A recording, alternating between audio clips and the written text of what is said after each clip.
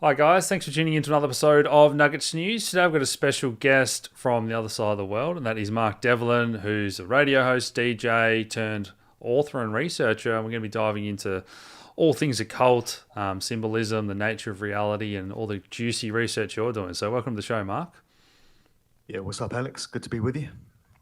How did you start to go down these rabbit holes, and was there anything you saw in particular firsthand in the music industry, or what led you down this path to truth?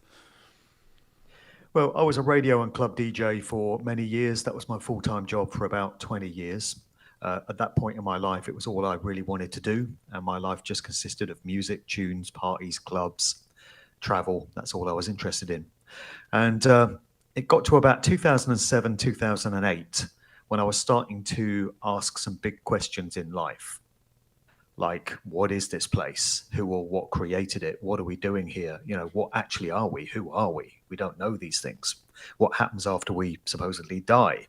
And also, who's really running the world? Because it became apparent to me by that point that governments don't run the world. They answer to higher ups. It's secret society networks and groups that stay hidden behind the scenes.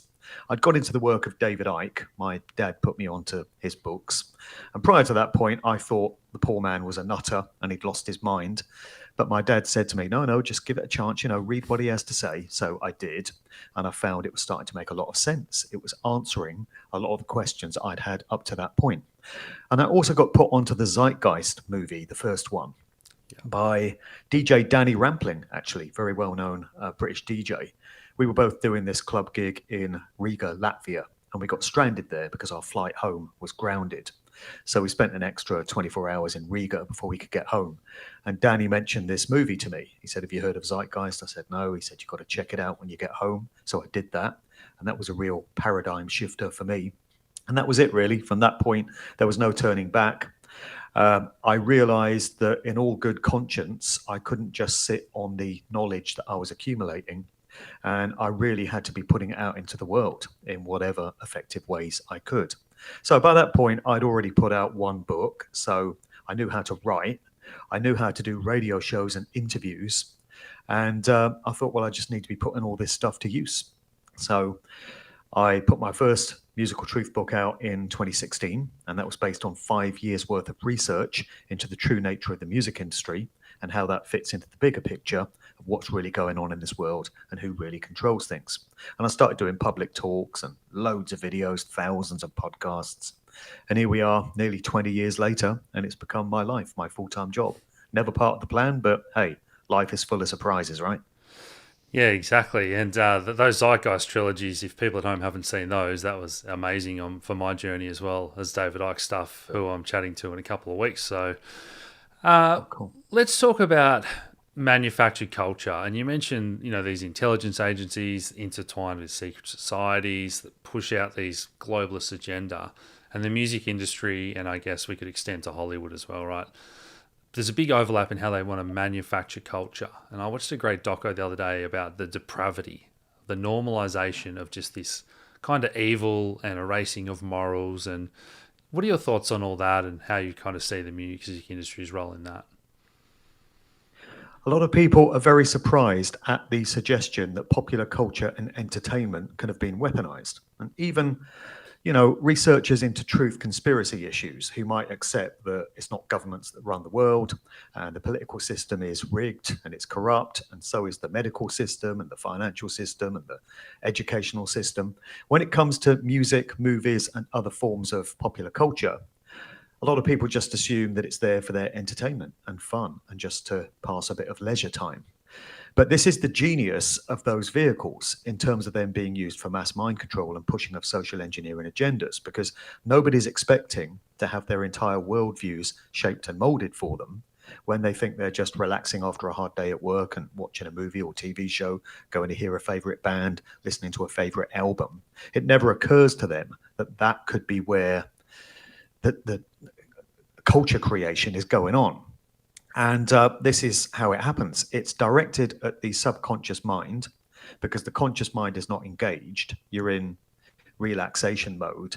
You actually get put into a hypnotic state through TV waves, band waves, frequencies. And you can have all kinds of subliminal programming happening then without your conscious knowledge of it. So it's very important for people to recognize the methods and the tactics that are used through music, movies, and other forms of entertainment to shape and mold their entire worldviews. This is the world of social engineering, which is directed by behavioral scientists and psychologists. These are people that know very well how the human psyche works, and therefore how it can be manipulated and shaped and molded in certain desired directions. This is where you get the concepts of culture creation. So entire fads, trends, scenes, movements, which sweep up millions of people in their wake, come out of the world of social engineering. The masterclass study in all of that, as far as I'm concerned, is what was done in the mid to late 1960s with the so-called counterculture, the whole hippie flower power thing. Sex, drugs, and rock and roll. That was an absolute master study in how all this stuff gets done. And it's been rolled out so many times over the decades, so many different agendas. One that was very personal to me was the acid house rave thing in the UK in the late 1980s. That paved the way for electronic dance music and the explosion in club culture, which then got exported all around the world. And its origins were in that early acid house scene. And it was basically just a reboot of what had been done in America in the 60s. This time it was ecstasy, MDMA, as the drug of choice instead of LSD. It was electronic dance music instead of psychedelic rock. And it was warehouse parties and open-air raves and later superclubs, which were the equivalent of the hippie gatherings and the music festivals of the 1960s. So it's been done many times. You also have the concept of lifetime actors. These are individuals who we think of as one thing or another, a famous actor or a musician or a politician, whatever it may be. And the truth of the matter is that they've been placed into these prominent positions of influence, often by way of the families that they happen to be born into, because family bloodlines, genealogy, ancestry is very important when it comes to comprehending where these manufactured icons and heroes come from. So all of that is one great big melting pot of information and just reasons why all this stuff gets done. And the music industry is just one facet of everything else. It fits into the bigger picture, just like politics does and academia and all the rest of it. And so it's just become my niche area of research. I've just become that guy, I guess, that comments on all this stuff. How much of the hippie movement do you think was organic? Like a lot of these movements that might start off well-intentioned and then get hijacked by the powers that be. So how much of that do you think was, anti-war and did have good intentions to then get manipulated, and they introduced the pill around the same time as part of all this eugenics with the free love? And so how much of that, what do you think was organic versus the CIA start to come in and manipulate all this with other messages? It's difficult to say because I wasn't around in those times.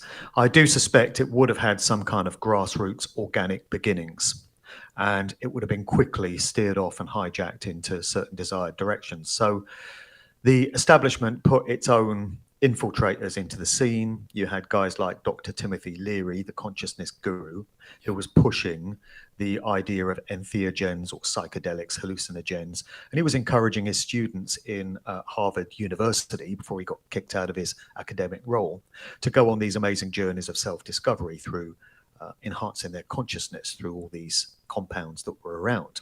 Yeah. So there was laboratory produced LSD, which was coming out of the CIA. It's very clear and it's easy to prove that the CIA was the main supply line for all this stuff. Documentation exists to this effect, and even Leary in his latter years admitted to having been an asset of the CIA. So he was helping get to get that whole culture going. And then you had bands like the Grateful Dead, who were pretty much the house band of the sort of early hippie scene. They morphed from a group called the Warlocks. And there are endless connections through the Grateful Dead back to the CIA and to Harvard and Yale and Freemasonry and various expressions of the establishment. Also Bohemian Grove. Bob Weir, one of the key members of Grateful Dead, was an attendee at Bohemian Grove. And then you had people like Gloria Steinem. So she was touted as the mother of modern feminism, and her thing was trying to encourage women to get out into the workplace by selling it as them being just as good as men and their equivalent, and they should be earning just as much as men in these corporate jobs. But the real agenda there was to get women out of their traditional nurturing roles of motherhood and homekeeping into the workplace, so they'd be putting their kids into state-sponsored care, so-called, at ever earlier ages, so that the indoctrination could begin. Meanwhile, all these women going out and earning and doing jobs alongside the men contributed yet more taxation to the government. So it's a winner if you're a psychopathic, satanic elite type, you know? And that's all that was going on in the 60s. So I think it probably started with some kind of honest, genuine intent, but very quickly agents were sent in to make sure that it benefited the system in some way. And then by the end of the 1960s, I think they decided to hammer the final nails in the coffin of that culture, because by the end of 1969, all the idealism of the hippie ethos was pretty much dead. And it just paved the way for the 70s and whatever agendas got pushed then. I think it was probably very similar with the acid house rave scene in the late 80s. There would have been some kind of organic beginnings to that, I guess. But again, there's evidence to show that infiltrators were sent into that scene. And it was, I think, to a large extent, one big social experiment. They just wanted to see what would happen if hundreds of thousands of young people could be coerced into certain behaviors, you know, going out all night, taking drugs, being exposed to all this music with the electronic frequencies, and also the symbolism, you know, the iconography, the sigils. That was a big part of both scenes. You had all this symbolism that was getting absorbed by the subconscious mind. So I think with most of these scenes, there's some element of genuine beginnings, but they always end up going the system's way. Yeah. Do you want to maybe also touch on, for people at home that aren't familiar, the family aspect that you spoke about, where a lot of these big bands, lead singers and staff have been the children of CIA assets or other bloodline families, and it's sometimes they might even have that much talent. You can kind of get around that with recording technology and whatnot. Yeah, this is a big aspect of things. There's so many researchers now that are on this path of looking into who the families were of these famous people. There's a couple of guys in the UK known as Sheep Farm Studios, a couple of brothers, Dom and Chris. Are you familiar with them? No.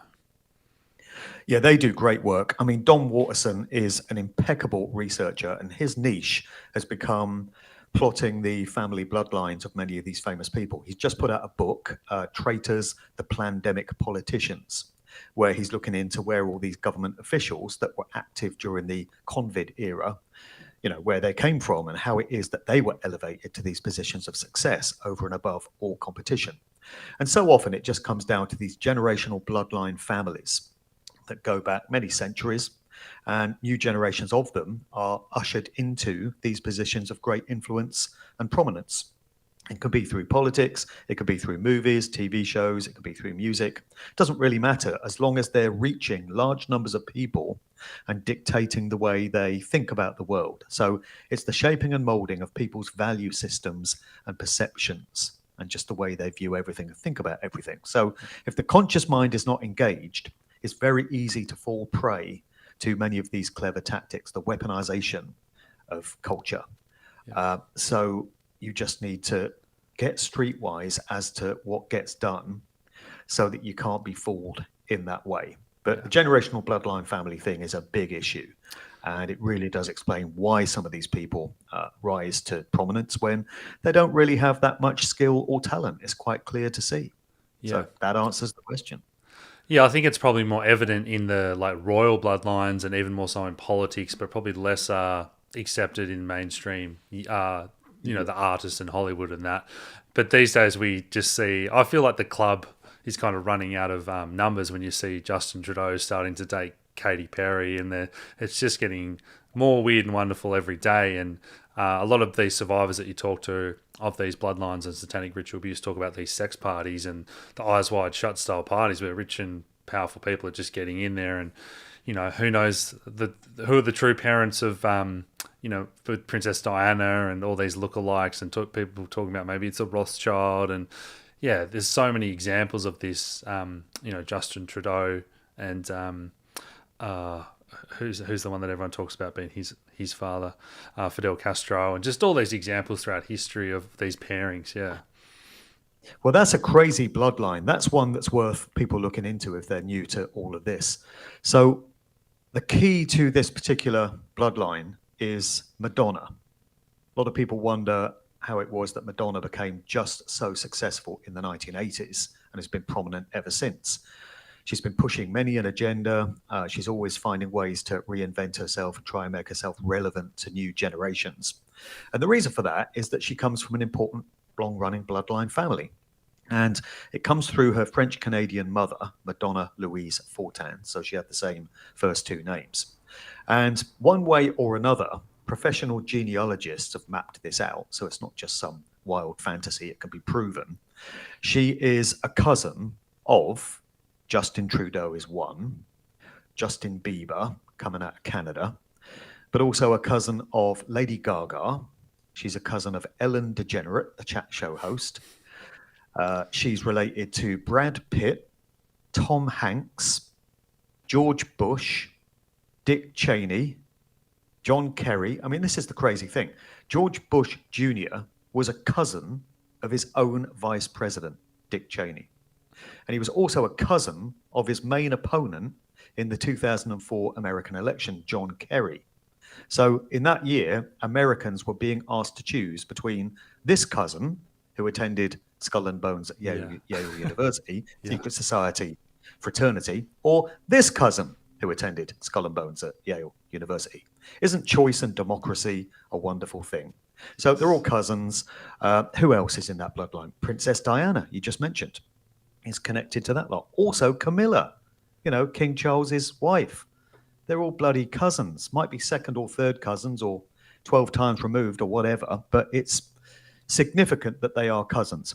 And one thing that a lot of people come back at you with when you present this sort of research is, oh, we're all related to famous people or kings or, statesmen or royalty or whatever, if you go back far enough. But I don't think that's actually true, because I can go back about 3 generations on my mother's side, and I can find nothing but peasants and country folk, turnip pickers.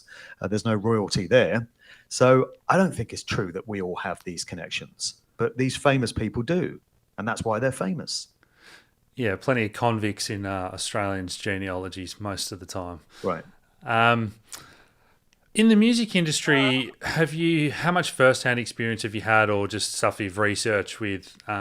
I just want to give people that evidence of people that sell their soul or get invited to these rituals. And we have got more of these people now that are speaking out and saying they kind of got invited, or they saw something they didn't like and they stepped away. Obviously, a lot of people get knocked off and whatever, but yeah, where's that side of the research taking you? I didn't see any direct evidence of any of this stuff when I was more active in the industry. I never really considered myself an integral part of the industry because I was a DJ, I interviewed artists, and I wrote about music in music papers. But I was never really one of the cogs in the machine. So I was kind of skirting around the periphery of the industry, looking in. And I met people like Beyonce, Destiny's Child, when they first started out in 1998. I interviewed them.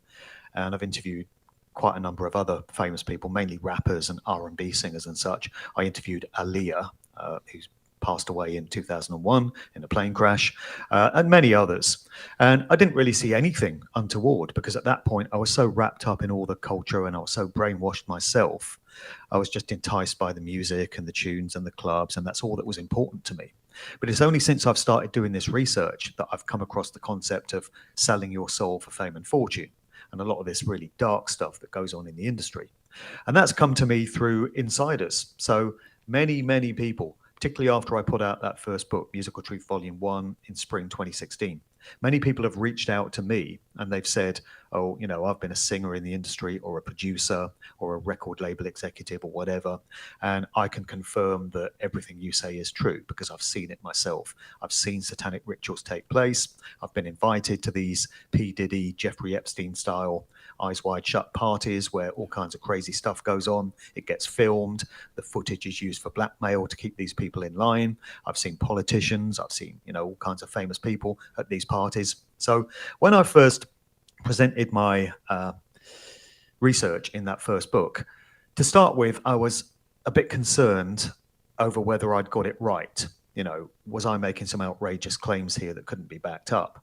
But ever since that first book 10 years ago, I've had nothing but validation from so many people in the industry. Hundreds, if not thousands, of emails from people sharing their own personal stories. It's a very real thing. You don't hear many household names speaking out. And if you think about it, it's pretty obvious that they wouldn't, because there'd be a very high price for them to pay by revealing all this stuff. They might take a bath and never come out of the bathroom, as happens to many artists. So it's understandable why many of these really famous people would just stay quiet about all this stuff. But it's at the lower level where people feel they can speak out more easily and more freely that you get all these revelations. And I've had plenty. So as far as I'm concerned, all this stuff really goes on. And the concept of selling your soul for fame and fortune is one that's absolutely ancient within popular culture. So you have the story of Faust, this German legend of this guy that wanted great worldly knowledge. He had wealth and he'd had an incredibly experienced life, but he just wanted the answers to the bigger questions. And he makes a deal with the devil where he offers up his mortal soul in exchange for this great knowledge and wisdom. And that legend has found itself bleeding into the music industry. It goes a long way back, probably to the classical music era. But in modern popular music, you can trace it back to the 1930s and the legend of Robert Johnson, the blues musician. So there's this myth, this trope that Johnson made a deal with the devil at a crossroads, a remote location. And the crossroads is supposed to symbolize the point where this apparently physical world interacts and intersects with the spiritual world, and it can let entities in through portals. So the idea is that Johnson traded his soul in exchange for great musical proficiency, and he became a very celebrated and accomplished blues guitarist. But it didn't end well for him. He was dead by the age of 27, so he's considered the founder member of the so-called 27 Club. Large number of musicians who turn up dead at the age of 27 in some bizarre circumstance or other. Their number includes Jim Morrison, though I've got my doubts about whether that was a genuine event. That's another matter, but he's said to have died at 27. Jimi Hendrix, Janis Joplin, Brian Jones of the Rolling Stones, Ron Pigpen McCulloch of the Grateful Dead, Pete Ham of Badfinger, Kurt Cobain, Amy Winehouse, and many, many others. So the idea of selling your soul can be traced back to Robert Johnson, and it just keeps coming at you when you research all this stuff. So many artists have spoken of selling their soul. Freddie Mercury said that. And if you study the lyrics to Queen's Bohemian Rhapsody, you find that that song, one of the most celebrated songs in rock music history, is all about the character, Freddie, who wrote the song, selling his soul. And the middle opera section in that song represents the forces of good and evil, or angels and demons, in the spiritual realm, doing battle over which side is going to get Freddie's soul. That's what Bohemian Rhapsody is all about. And he's just one example of so many artists that have spoken about this. Bob Dylan did that famous interview where he said he's holding up his end of the deal, and he made a bargain a long time ago with the chief commander of this world and the world we can't see. And Ozzy Osbourne spoke about that, and David Bowie spoke about it, and so many other artists. So as far as I'm concerned, it's a very real thing. It could be taken metaphorically. Selling your soul for fame and fortune can mean degrading your morals and just doing whatever is required of you in exchange for engineered fame and fortune. But also it happens, I would suggest, in a literal sense, where a spiritual, metaphysical process takes place where that essence of yourself does get given over to other parties. Yeah, and we've seen a lot of these clips where artists look like they're glitching out, or their eyes change, or they're possessed, and all this type of stuff as well. And if we want to go like a layer deeper into how this extends into other sort of industries and control structures, this is what some of the victims have told me, that they've been at these rituals, they've seen things manifest, and there is an exchange of knowledge and information. This goes deep through history. Is this where they got the idea of usury from in some of these ancient texts? And is this how they kind of roll out the power structures and even this technology, which seems very, very alien when you actually stop and think about all this technology and how advanced it's come in such a relative time frame? Who have we been given this from? So what are your thoughts on all of that? Well, one area that I've studied a lot these past, getting on for 20 years in total, is the idea of satanic ritual abuse, which often comes with these generational bloodline families. So you get children who are unfortunate enough to be born into the wrong family. And from the very first moment, their future is mapped out for them by other parties, their parents, but also those that control their parents. And they never really stand a chance because that's their destiny from that point on. And they get subjected to satanic ritual abuse, unfortunately, very early in childhood, which causes dissociation from reality.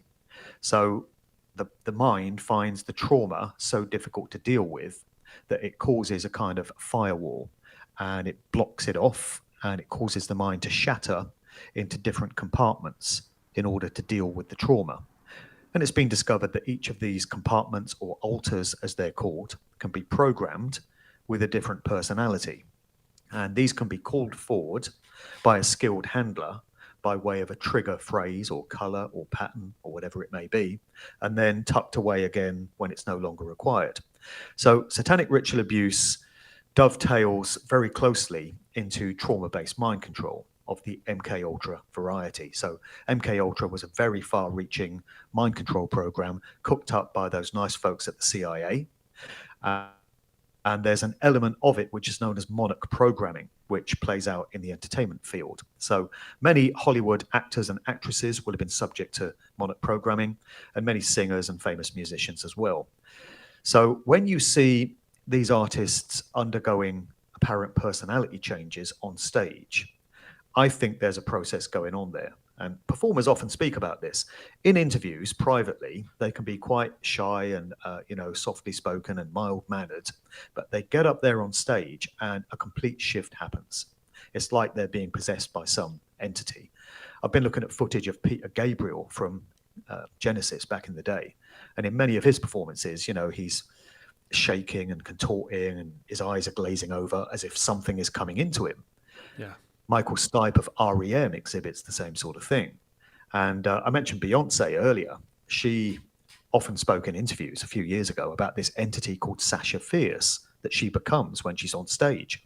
And she says, she does all the things that I could never do. I'm never brave enough and bold enough to do that. But when I become Sasha, anything goes. And these artists have these alter egos. Nicki Minaj, the rapper many years ago, had this alter ego called Roman Zelensky.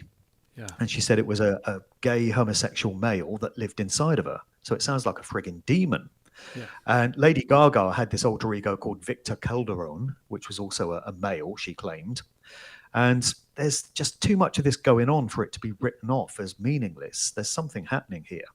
And also, when you think about Hollywood actors, one thing that you often hear said of the very greatest Hollywood actors is, they just get all consumed by their role. It's like they become that person. And you often hear of actors staying in character on set for days or weeks on end. And they don't snap back into their own individual personality. They just stay in the character of whoever they're portraying. And I think there's elements of possession going on there.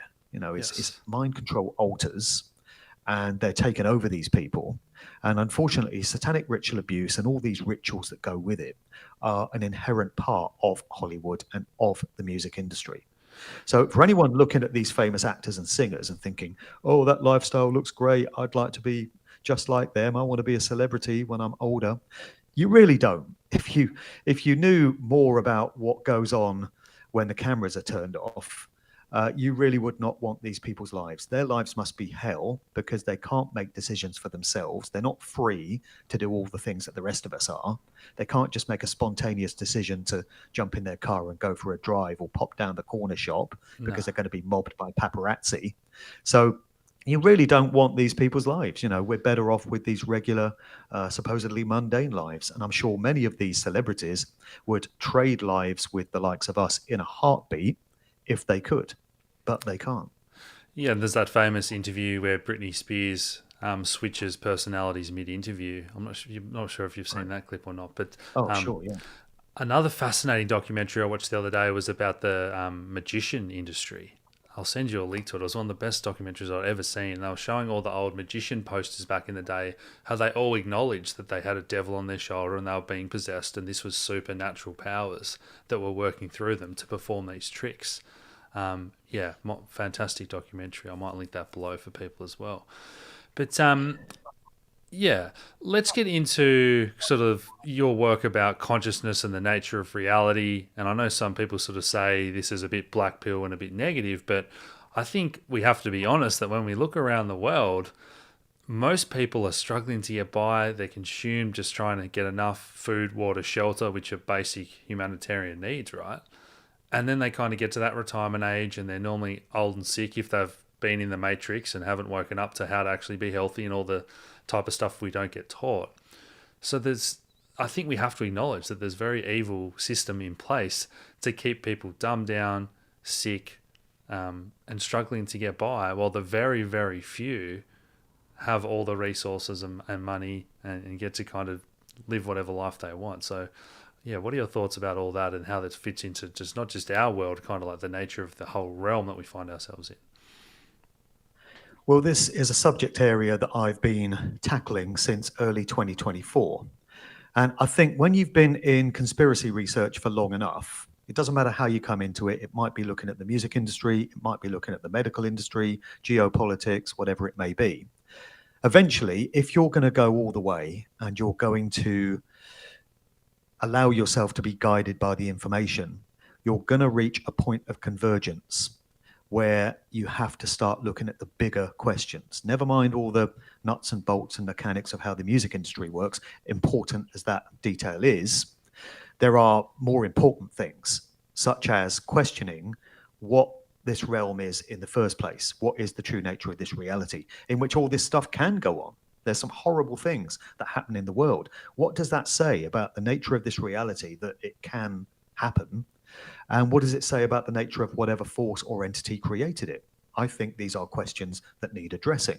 I certainly don't claim to have all the answers, but I do have all the questions. And so this has been of great interest to me. I started my Mark Devlin God Talks channel on YouTube in January 24, and I've done 25 monologues giving my thoughts and reflections on various things. And it just amazes me that people don't ask these questions, because apparently many people don't.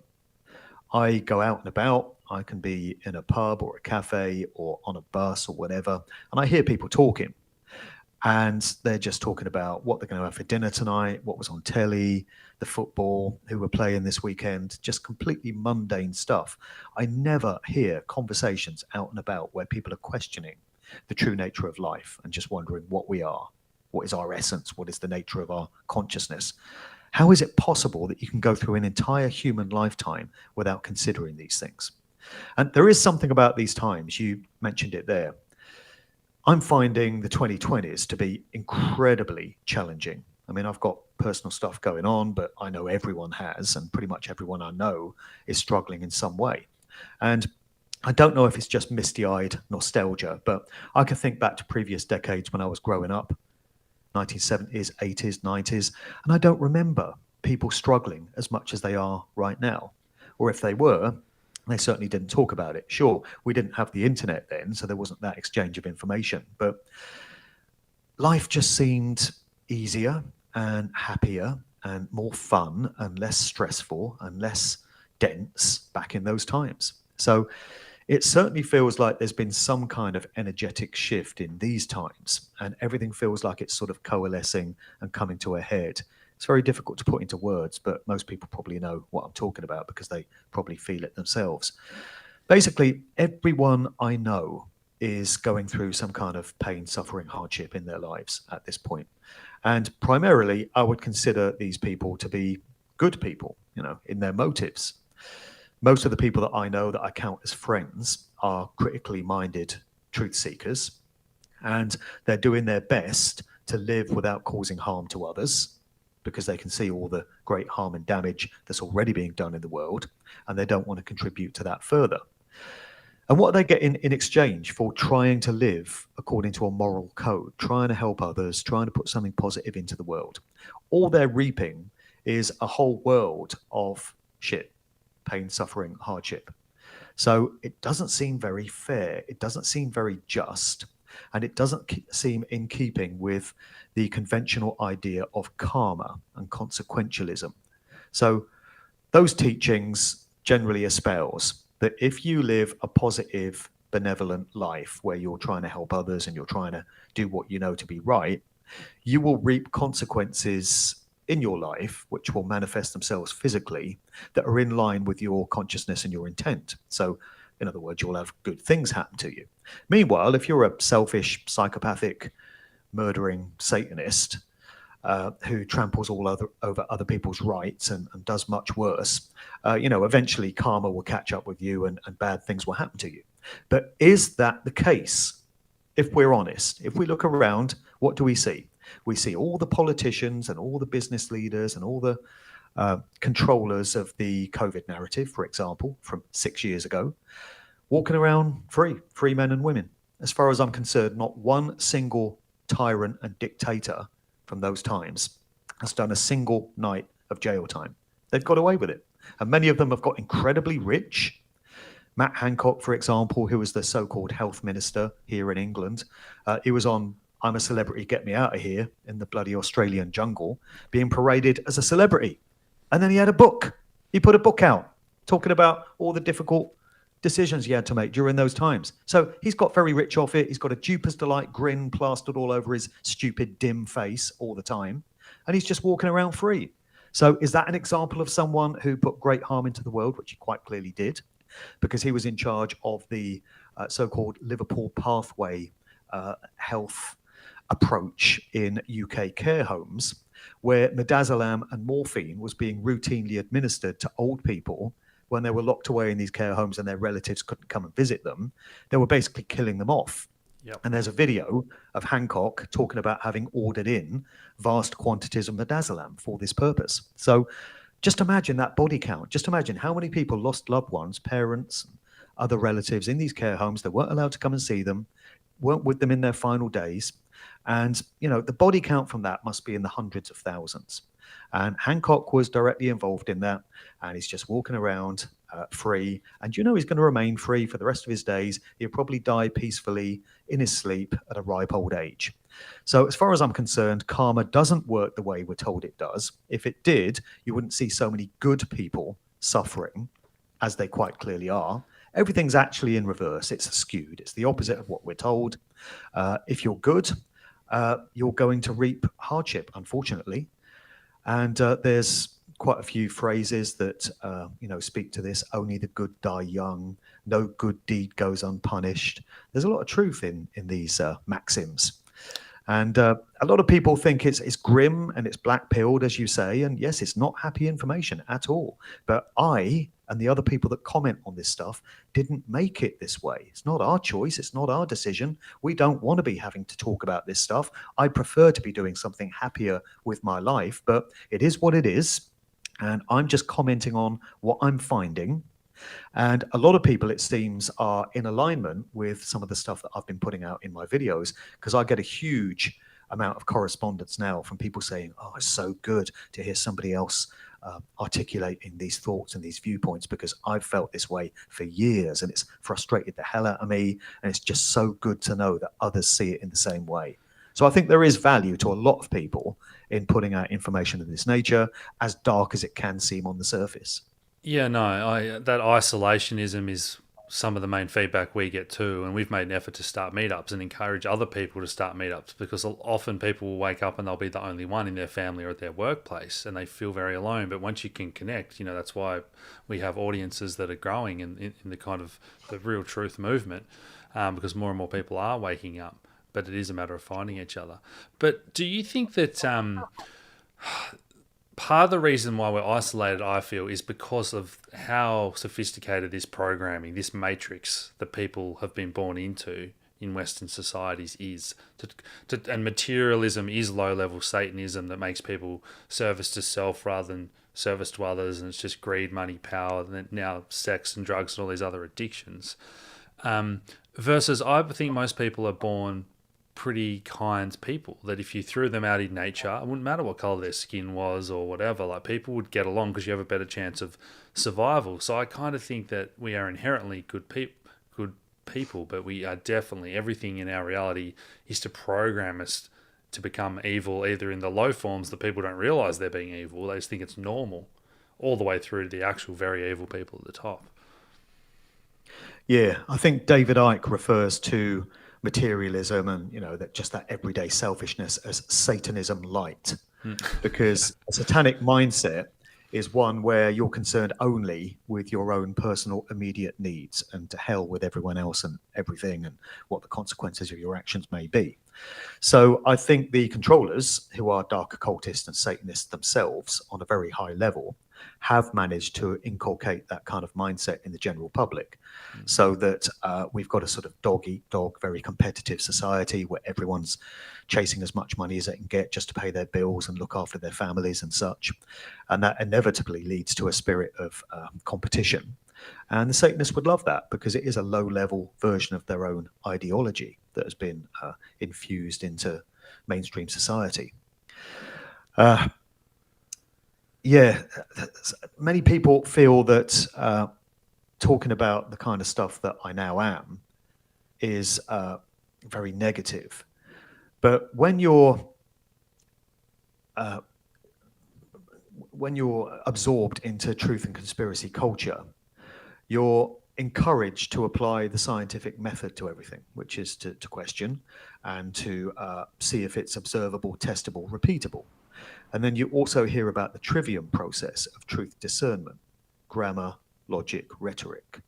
And these are ancient ways of obtaining large amounts of information, bringing them all together, cross-correlating, see what overlaps and what supports each other, weeding out all the inconsistencies and throwing that out, seeing what you're left with, which would be truth, and then speaking that into the world.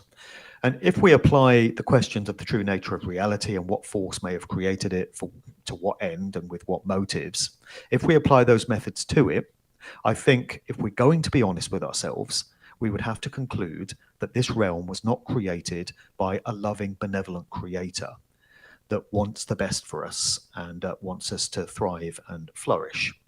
I would say quite the opposite. And I realize how grim that sounds. And it's totally understandable why so few people want to look at these subjects. So people will build all kinds of firewalls into their consciousness and convince themselves that it's all good.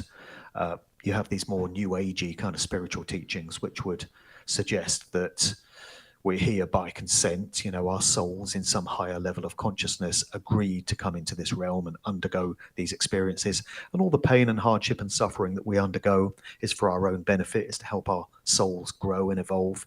And I used to adhere to that. I used to, that way of thinking used to make sense to me, but it no longer does, because I'm just going by what I see left on the table when I've applied those methods of truth discernment. Yeah. And so that's just where I'm at this point. And I do intend to write a book on this. So I've written 4 books on the music industry in the Musical Truth series. I've also written 3 allegorical novels. But the next book project I want to do, which I'm going to knuckle down to in 2027, is going to be a book raising all these big questions and just encapsulating it all between the covers of a book. Yeah, and your God series is great. I think I've watched every episode of that. But when you say the creator of this realm, being evil, and some people can call it the demiurge or Satan or whatever. These are just names that we're trying to name for something that is evil, right? Do you still think that that creator source, that truly all creation comes from, is positive, like we spoke about before, where people are born positive, but it's something about the overlay reality, like this inversion that we find ourselves in of the current system, and that kind of ties into Tartaria or Old World, or were there other periods in history where there was more harmony in nature and everyone had enough and abundance and was happy and healthy? Well, it's difficult to pinpoint exact points in history where there may have been freedom and abundance and joy, because most accounts of history just give us the opposite, accounts of war and hardship and turmoil and suffering. So there's plenty of that as far back as you want to go.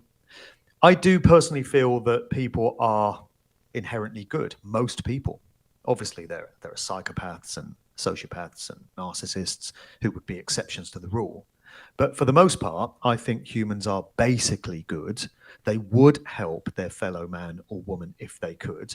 They don't wish to put harm into the world. It's just that life has been made so difficult that it's almost impossible to avoid doing that.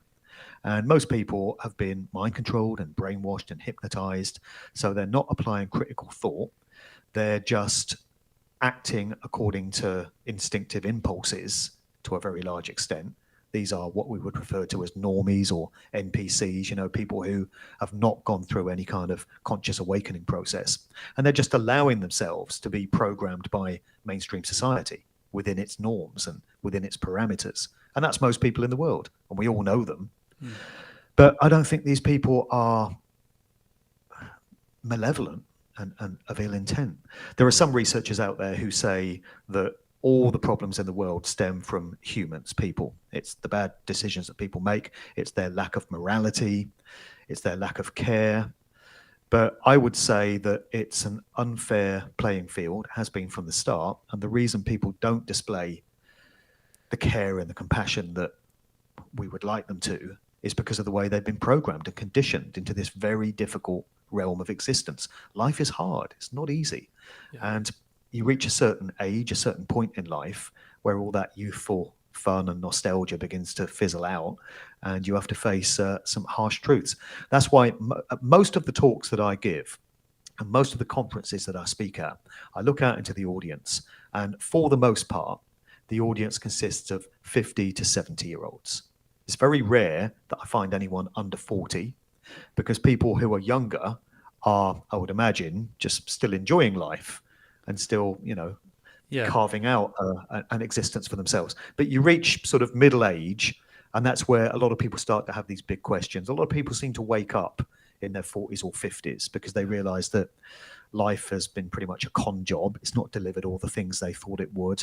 When they were young, they were full of all these hopes for the future, and they really believed that they could achieve something great in life and get to where they want to be. And you reach sort of halfway through your life and you're like, damn, none of that happened. What's going on?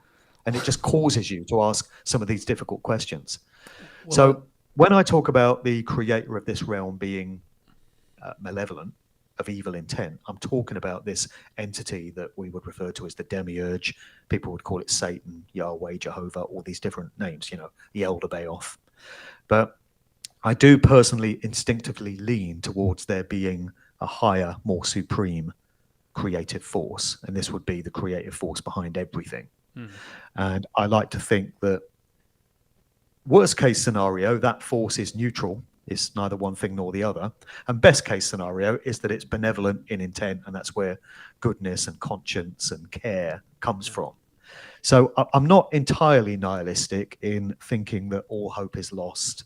I do see this place as a hell realm, but I do think there's something better outside of it. And I do think there's a power much higher than this evil demiurge, from which possibly we emanate. Maybe we're units and expressions of that higher power that have just found ourselves in human form for some reason, in this place for some reason. Yeah. Who knows why?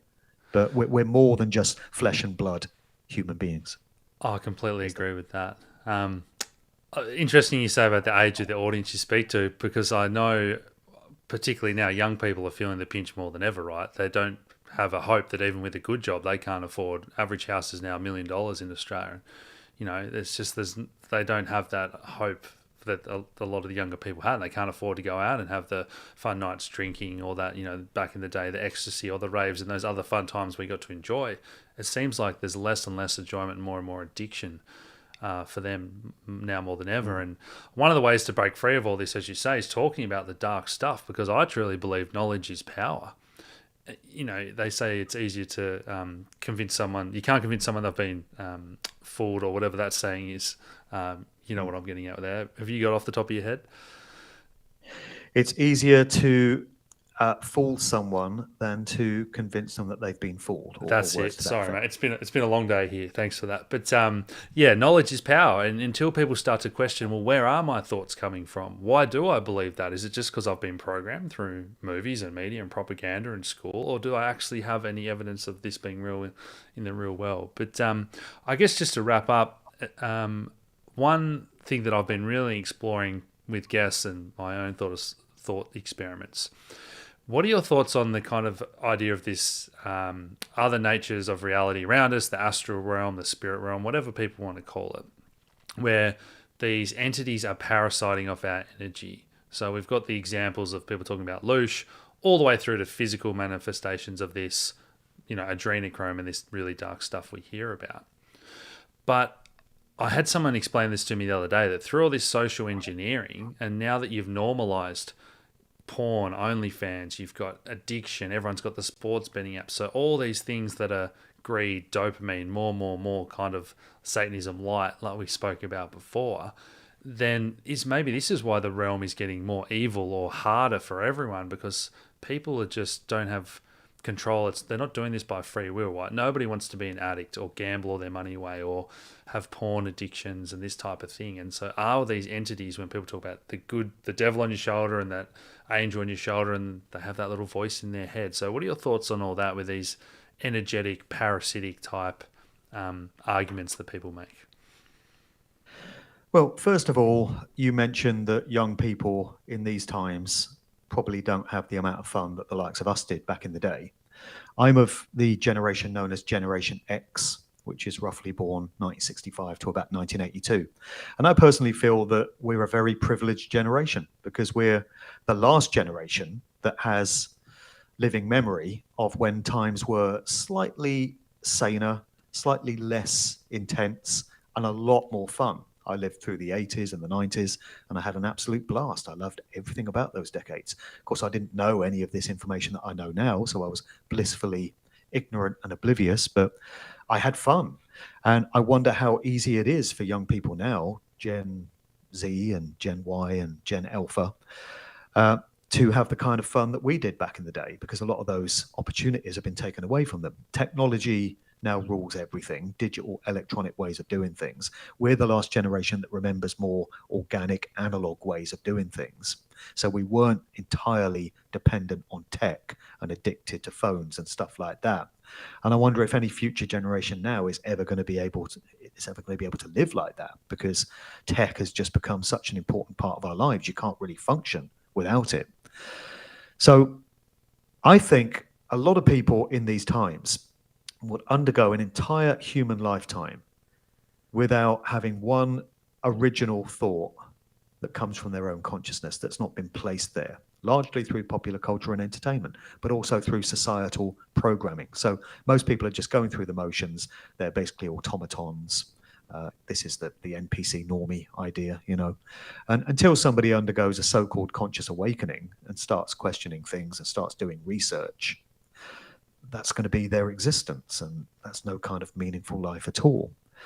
In terms of could there be other realms beyond this physical one, it's certainly a subject area I've looked into. Going into the Gnostic creation myth, the idea there is that this demiurge character, which they called Yaldabaoth, created this physical realm and trapped these units of infinite consciousness, the divine source, divine sparks, in physical form in this world. And that's what we are, and that's why things are so difficult here. And beyond this physical 3D world, you have what's referred to as the astral realm. And this is also controlled by these archons, these entities that are doing the bidding of this demiurge entity. And the idea is that when you die, you end up in the astral realm and you undergo these entities, these beings that are going to try and trick and coerce you into coming back in through the reincarnation soul trap. So it's an idea that I've considered. I'm not entirely nailing my colors to that mast, but I'm not throwing it out either. And this is the insanity of these lives to me, because we just find ourselves here. We reach a point in early childhood, maybe 3 or 4 years of age, where we become vaguely conscious of the fact that we exist. And we can look at ourselves in the mirror and we see that that's us. and we're just left to make our own way through the world. If you're born into a religious family or a religious community, you're going to have that dogma put on you, and you're going to be told this is the way that you interpret life, and this is the way you interpret God, and this is your place within the system of things. And that will depend on which part of the world you just happen to be born into. So if you're born in the Middle East, you're probably almost certainly going to be raised a Muslim. If you're born in the Western world, you may well probably will be raised a Christian, if anything at all. But the madness of it is that each of these religious institutions, and even spiritual traditions like New Age teachings, will tell you that they've got all the answers. All you got to do is read this book and study these texts and adhere to this code of behavior. And that's where you'll find all the answers. Meanwhile, the next religious minister will come along with his holy book and say, no, no, no, they're heathens. They've got it all wrong. Don't listen to them. I've got all the answers. And then somebody else will come along and contradict what he's got to say. So how the hell, excuse the pun, are you supposed to determine which is the correct one? There was even an episode of The Simpsons, I seem to recall, where Homer is questioning when he goes to church every Sunday. He's just conditioned to do it, doesn't really think about it. He wonders if he's praying to the right God. And he's like, what if I've got it wrong? And what if, God is something different? So, yes, this is the madness. This is the dilemma that we all face. We're just left to navigate our way through this confusing and challenging realm, this experience we call life. We've got no guidebook, no manual. We don't know where we've come from, who we are, or where we're going. And we're just left to make the best of it. So we can have our best guesses, and we can speculate, and we can have our instinctive ideas of how things are. But ultimately, the truth is nobody really knows. And whenever I encounter someone that says, I know exactly what this realm is all about, I know exactly the nature of God and the nature of us, I'm very suspicious of them, because how can you know? How can anyone know? Yeah. We're just left with a great big question mark over everything. But isn't it more important to at least consider these questions while we've got the opportunity in these lives with the consciousness with which we've been blessed to at least consider these questions? What a waste of these resources to go through an entire human lifetime without even thinking about these things. And then one day you die, who knows what lies beyond. But if you've not done any kind of reflecting or musing on the possibilities of what may lie beyond, I don't know what the consequences might be for your soul. Yeah. Well, thankfully, I see more and more people, saying no to these systems and wanting to have deep chats, and it's really accelerated since COVID. And even like we spoke about in the pre-interview, a lot of these topics that you couldn't mention on certain platforms, a lot of bigger and bigger channels are at least starting to approach these. But that's been brilliant, Mark. I'll put all the links to follow you down below. But any final thoughts for people at home? Well, not really, other than just bear in mind that there are a lot of people that are aligned with the sort of stuff that we've spoken about today. And it can feel isolated and lonely, as you mentioned. One thing that I found during the COVID years was I was getting so many emails from people saying, oh, I feel so alone. I feel so cut off. There's nobody in my community talking about the things that I want to talk about. Friends and family have ostracized me. I've got no one to associate with. And they'll be in, I don't know, Liverpool or something. Then I'll get an email from somebody in Southampton. And they'll say, oh, I feel so alone. I've got nobody to talk to. Then I'll get an email from somebody in Australia saying the same thing, somebody in Germany saying the same thing. And you realize there are way more people out there than you would ever think who are seeing the world in the same way as you and going through the same challenges and asking the same questions. If there was any kind of benefit to the COVID dystopia, it was the fact that people came together. In London, there were these huge marches in 2021, which I felt very privileged to be a part of. And at the biggest one, there was well in excess of 1 million people. It was 1 million people who were all pissed off with all their freedoms being taken away in life and all this overreach into every aspect of their lives. And they just had enough, and they wanted to take to the streets and give a visual message that they weren't having it anymore. And there was so much camaraderie and so much fellowship among people at those events. And sadly, that all fizzled out. The COVID restrictions went away, and everyone got back to normal life, and they stopped meeting up in that way. But it was at least a reminder of how strong we can be when we come together and we're united on the same page.